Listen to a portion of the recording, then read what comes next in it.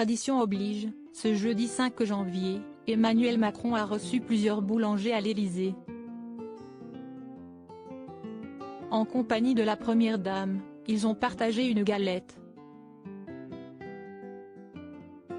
Le quotidien Le Parisien avait retrouvé en septembre 2019 Rémy Poteil, ancien pâtissier, qui a confectionné la fameuse galette des rois de l'Élysée de 1996 à 2014.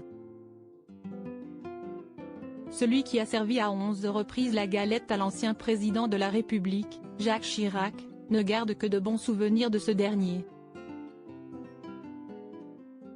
La première fois, j'étais très fier, mais j'avais un peu la trouille, avait-il expliqué, lui qui faisait goûter sa galette pour la première fois à Jacques Chirac qui était nouveau dans cet exercice, puisqu'il avait pris ses fonctions depuis quelques mois à peine.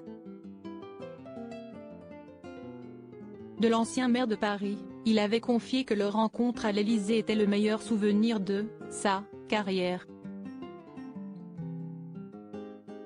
Et d'ajouter, même si beaucoup le savent déjà, c'était un gourmand, il mangeait 2 ou 3 parts de galette. Pas de fève dans la galette entre 2 parts, Jacques Chirac aimait discuter avec ses invités, on pouvait parler de tout pendant 2 heures.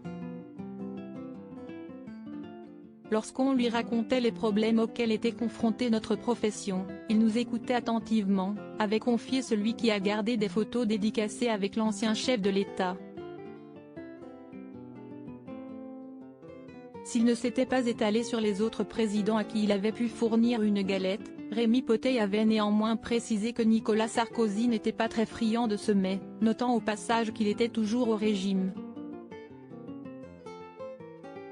Si la tradition de la galette est respectée, celle de la fève et de la couronne ne l'est pas en revanche.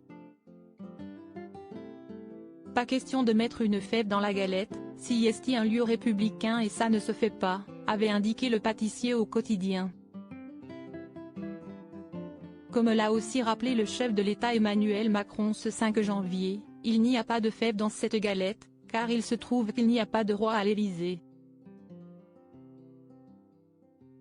Et pour l'accompagner, c'est du champagne qui remplit les coupes plutôt que du cidre et comme l'avait raconté le boulanger, Jacques Chirac aimait aussi cette boisson puisqu'il en prenait plusieurs coupes et ne s'en cachait pas. Un Jacques Chirac amateur de bons mets comme on le connaissait.